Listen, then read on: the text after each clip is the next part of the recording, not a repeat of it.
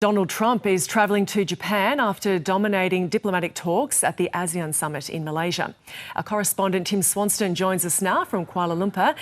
Tim, what did Donald Trump get up to during his visit? Good morning, Gemma. Certainly dominating is the right word. US President Donald Trump became somewhat of the headline act at the first day of ASEAN Summit yesterday here in Kuala Lumpur. He received somewhat of a rock star welcome on the tarmac. Malaysian Prime Minister Anwar Ibrahim was there also to escort him to the convention centre. Very quickly after that, we got into the signing of a so-called peace deal between Thailand and Cambodia, one that US President Donald Trump is effectively taking credit for.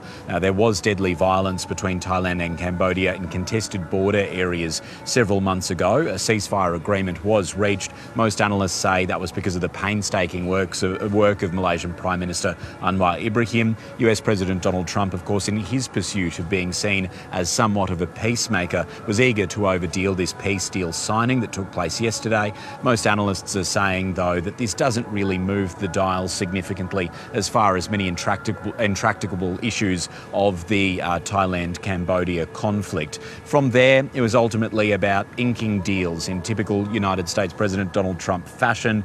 These were agreements with Southeast Asian nations that effectively leave their tariff rates as they are at 19 or 20%, which are likely to have significant ramifications on their economies, while those countries then in turn agreed to purchase US goods, for example, Boeing planes and so on.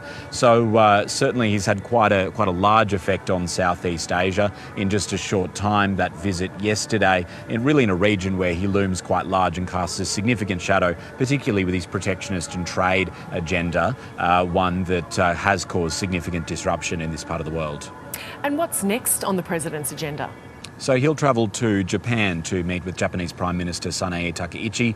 Of course, from there, he will travel to the APEC Summit for a highly anticipated meeting with Chinese President Xi Jinping. Now, it's important to note that Beijing haven't confirmed this particular meeting between Trump and Xi, although here on the sidelines of ASEAN, both Chinese and US economic officials have been discussing basically trying to avoid an escalation in any trade war between China and the United States. Of course, we saw those export controls that China has applied on rare earths, something that deeply angered the US president, who then in turn said that he would increase tariffs to China by some odd 100% or so. There's been certainly a build-up in tensions in the last few days, and US and Chinese economic officials have been here desperately trying to simmer those down. Now, they do say that they feel they have an agreement that's prepared for the leaders' meeting, which again hasn't been confirmed by Beijing, but something certainly that US President Donald Trump has been speaking about in earnest.